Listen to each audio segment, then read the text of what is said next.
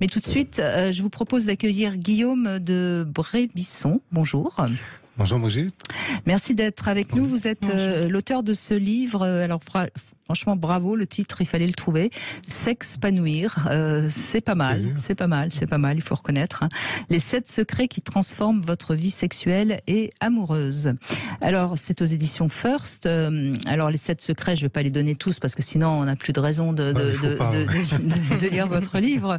Bon, je crois que quand même, ce qui est surtout important, c'est que finalement, vous évoquez bien la différence entre la sexualité et l'amour. Hein. Oui, en fait, ce livre est un plaidoyer pour une sexualité amoureuse, c'est-à-dire remettre un peu d'amour dans la sexualité. Je trouve que d'une manière générale aujourd'hui, on a tendance à présenter la sexualité comme quelque chose qui serait séparé de nous, séparé comme un peu comme un bien qu'on peut acquérir ou comme une activité qu'on peut faire, un peu comme un sport, etc. Or, bien sûr, la sexualité peut être récréative et c'est très agréable. Il n'est pas du tout question de dire du mal d'une sexualité récréative. Mais la thèse de mon livre, c'est de dire que pour qu'elle soit réellement épanouissante, eh bien, la sexualité, elle est plus épanouissante quand elle est partagée dans le cadre d'une relation amoureuse au long cours. Voilà. Alors c'est un plaidoyer pour aider les couples finalement à maintenir une très bonne sexualité et à rester ensemble. Bon, vous dites bien qu'à un moment donné, on peut être obligé de se séparer, mais dans l'ensemble, mieux vaut avancer et travailler dans son couple, faire l'amour avec amour pour maintenir la relation. Hein. C'est tout à fait ça. C'est tout à fait ça. Moi, je suis thérapeute de couple, je reçois fréquemment des couples qui, au bout de quelques années, 2, 3, 4 ans, sont désemparés, en fait. C'est l'amour et c'était très bien. Et puis, tout à coup, ils s'ennuient. Et alors, ils disent, c'est la routine, c'est qu'on pense à autre chose, c'est etc. Et leur premier réflexe, c'est peut-être d'aller vers une forme de surenchère, d'aller chercher, vous parliez des fantasmes tout à l'heure, bon, voilà, est-ce qu'on va réaliser ces fantasmes ou pas? Est-ce qu'on va... Alors, surenchère, il y en a plein qui sont proposés.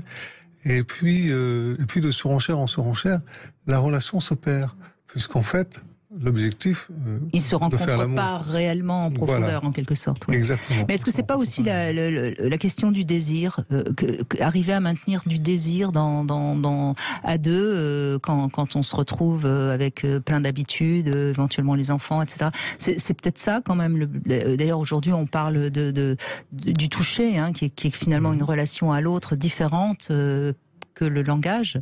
Mais est-ce que c'est pas la question du désir je trouve que vous en parlez dans juste le livre, à l'instant, avec Sandy, vous en parliez du fait que le toucher peut relancer le désir. On a eu ce témoignage magnifique d'une auditrice qui disait que elle avait plaisir à masser son partenaire et là, elle retrouve son désir.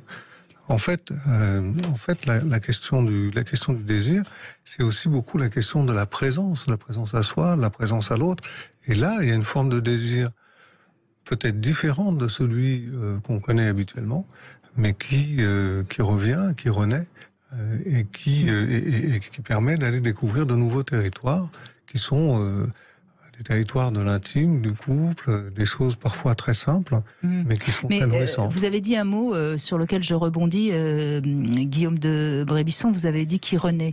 Est-ce qu'au fond, la vraie question du désir, c'est de ne jamais le laisser s'éteindre? Parce que s'il faut aller le rechercher, c'est quand même très compliqué, hein. Alors, la difficulté avec le désir, c'est que si on veut ressentir le désir, il faudrait ne jamais l'assouvir. Mais dès qu'on l'assouvit, il disparaît. Alors, à ce moment-là, ce qu'il faut, c'est le faire renaître. Tout ça, c'est un jeu au sein du couple. Si les deux partenaires sont décidés ensemble à réellement investir leur sexualité comme une voie d'épanouissement pour eux deux, à ce moment-là, ils vont trouver des moyens. Et ça pose, Sandy Boulanger, en fait, encore une fois, la question de la confiance dans son corps, confiance dans le corps de l'autre, confiance dans... il me semble. Hein. Oui, complètement, oui. Tout à fait. Oui, c'est sûr. Et ça, quoi qu'on en dise, il n'y a pas grand monde qui est si capable d'être complètement dans le lâcher-prise et la confiance dans le couple. Hein. Ça vient avec la sécurité. Ça vient qui vraiment est très différente en plus de chacun. Pardon ? La sécurité est très différente en fonction de chacun et en fonction de avec qui est-ce qu'on fait couple. C'est ça aussi qui est compliqué. Moi, ce que je trouve assez étonnant, c'est que quand même, chaque semaine, on va faire le ménage de sa maison, ou faire, on externalise. Mais on ne fait pas, on ne prend pas soin de sa relation de couple. Donc c'est pour ça qu'on se perd aussi. Et je trouve que de pouvoir parler aujourd'hui aussi du fait que si on a le droit de rester en couple ensemble pendant longtemps, ça peut être une source d'épanouissement. Bien sûr que ça demande de l'attention, mais comme une maison, enfin la normalité c'est qu'elle soit sale, mais par contre on en prend soin, on la nettoie ou on la fait nettoyer. Et ben l'intimité du couple c'est pareil, ça demande de l'attention. Et le désir en fait il n'est pas toujours sexuel, mais cette bonne entente du couple, elle peut varier. Et plus on peut avoir de nouvelles façons de l'alimenter, de ce petit bois, de ce feu du désir. Donc oui. Alors j'aime pas trop votre image du ménage, mais je préfère l'image du jardin où on sait que les mauvaises herbes, elles poussent beaucoup plus vite que les bonnes herbes. C'est vrai. Et que c'est pareil avec le désir. Hein. Mais Sandy a dit quelque chose d'essentiel, c'est qu'elle a parlé de dialoguer. Et à ce sujet, d'ailleurs, il y a un très joli passage où vous expliquez comment dialoguer de sexualité. Ça pourrait être un love conseil. J'ai trouvé qu'il était très juste ce dialogue de sexualité. Alors, je sais plus où il est. C'est au début. C'est au début, oui, je crois, mais je sais plus où je l'ai. Bon, bref. Et c'est vrai que c'est très important parce que on dit souvent aux couples qu'il faut parler de sexualité, sauf que on leur apprend pas à parler de sexualité. Alors ça commence par dialoguer autour de la sexualité. Ça commence par ça fait longtemps que tu m'as pas fait ça. Oui, ça part mal. Hein. Voilà. Quand on est dans le règlement de compte, évidemment. Parler d'abord du positif, absolument. Oui, ça commence comme ça. Hein. Parler d'abord du positif. Il y a un exercice tout simple, extrêmement simple, que je donne pas dans le livre, mais que j'aime beaucoup et qui est vraiment facile à faire chez soi. C'est ce que j'appelle les kiffs sexuels. C'est-à-dire, d'abord, on fait l'amour, ça c'est le préalable. Et après, ça marche. Au lieu de dire c'était bien, ouais, on dit voilà ce que j'ai aimé hier ou ce matin, je sais pas. Quand on a fait l'amour, il y a quelque chose qui m'a vraiment touché. C'était alors je sais pas quoi. Et l'autre écoute et répète. J'entends me dire que ce que tu as vraiment aimé, c'était ça. Oui, c'est ça. Et ensuite, ils disent qu'il ou elle a aimé. Rien que ça, si on faisait chaque fois qu'on fait l'amour, en un an, la relation, elle serait totalement transformée. Hein. Et c'est très très simple. En tout cas, c'est un livre que je vous conseille si vous voulez connaître comment on peut faire l'amour avec amour. Ça s'appelle S'expanouir. C'est aux éditions First. Alors Guillaume de Brébisson, avec votre compagne également, vous avez lancé le congrès en ligne vers l'amour conscient. Et ça commence donc le 1er juin. C'est du 1er au 5 juin. On va sur amour-conscient.com et puis vous retrouvez bien sûr toutes ces infos sur Sud Radio.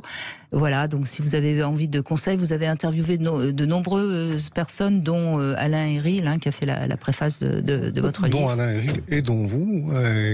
Il y a 32 intervenants, il y a 34 intervenants, donc on a interviewé 32 personnes qui viennent d'horizons très différents, les uns et les autres, qui nous parlent de sexualité, qui nous parlent de spiritualité, qui nous parlent d'amour de soi, et puis qui nous parlent d'amour de l'autre.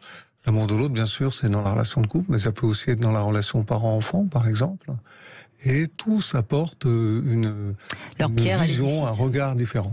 Oui, un regard différent, et c'est ça qui sera intéressant. Donc, amour-conscient.com. Merci beaucoup, en tout cas, Guillaume de Brébisson, d'être venu jusqu'à Sud Radio. Sud Radio.